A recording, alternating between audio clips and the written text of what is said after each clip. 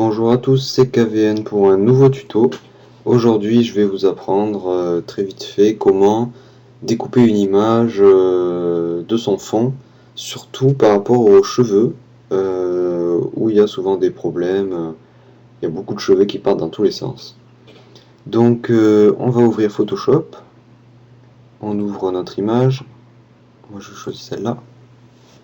Moi je vais zoomer à 100% pour voir bien comme il faut. Donc là, on voit bien que le fond est assez uni et bien contrasté avec les cheveux, donc ça devrait nous faciliter le travail. Donc là, on va dupliquer le calque. Ensuite, on va aller dans Couche. Et normalement, pour nous, ça va être la couche bleue qui va nous être le plus pratique. Donc à partir d'ici, vous sélectionnez le calque bleu et vous faites CTRL L.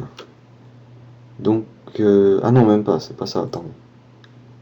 Il faut d'abord image, opération. Bien sûr, il faut sélectionner le calque 1, couche bleue.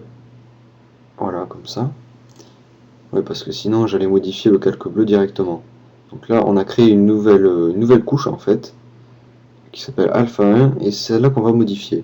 Donc en sélectionnant cette couche, vous faites CTRL L, et de là, vous ramenez ce curseur vers la droite pour rendre votre personnage assez noir en fait. Oh, je vais bouger ce curseur, surtout par rapport au fond qui commence un peu à devenir sombre. Pour l'intérieur du personnage, c'est pas très grave, on va voir ça juste dans quelques secondes. Donc on clique OK, et ensuite on prend le pinceau, un brush rond, la couleur noire, et en fait il vous suffit de peindre les zones qui ne sont pas passées en noir. Donc moi je fais ça assez rapidement, c'est juste pour vous montrer dans le tuto, mais vous pouvez vous appliquer bien mieux que ça si vous voulez un travail propre. Donc ensuite, une fois que je suis là, normalement tout est bon. À la limite, si une zone n'est pas très blanche, on peut repasser en blanc par-dessus, histoire de. Ensuite, on va faire CTRL I. Ça va passer notre calque, notre couche en négatif. Et d'ici, on va réafficher toutes les couches, sauf le alpha 1. Et on va sélectionner rouge, vert, bleu. On repasse sur l'onglet calque.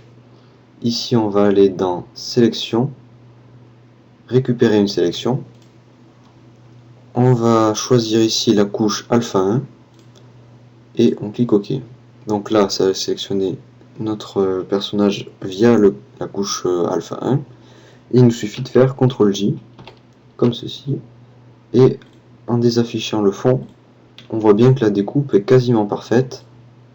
Bon, je dis quasiment puisqu'il y a bien sûr quelques pixels qui restent à chaque fois sur les cheveux, mais après ça fait une découpe très très nette, comme vous pouvez le voir.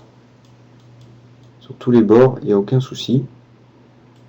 Donc voilà, une méthode très rapide qui est simple à comprendre. Donc ensuite, pour sélectionner, je vous conseille pas du tout d'utiliser la baguette magique. On a souvent des problèmes de pixelisation en sélectionnant. On perd des pixels, ça fait un rendu très moche. Le sélectionnement de carré, tout ça, bon, c'est bien sûr pas pour les personnages comme ça. Et il nous reste l'outil plume. Donc je vais vous montrer comment marche l'outil plume très vite fait. Encore une fois, c'est encore simple. Je vais ouvrir une nouvelle image. Donc j'ai choisi cette image juste pour le tuto, car elle a des formes assez simples pour vous montrer. Mais ça peut être des formes un peu plus compliquées.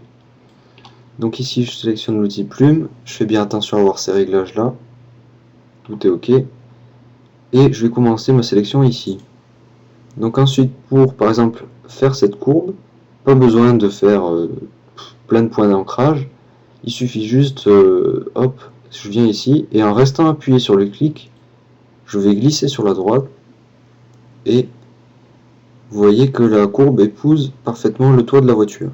Et ensuite, pour enlever cette demi-tangente qui va me gêner, parce que si je mets un autre point ici par exemple, ça va être obligé de reprendre cette courbe. Donc je vais rester appuyé sur Alt et je vais appuyer ici. Donc ensuite, hop, une petite bosse ici, et si vous avez l'habitude, après bien sûr vous pouvez aller bien plus vite.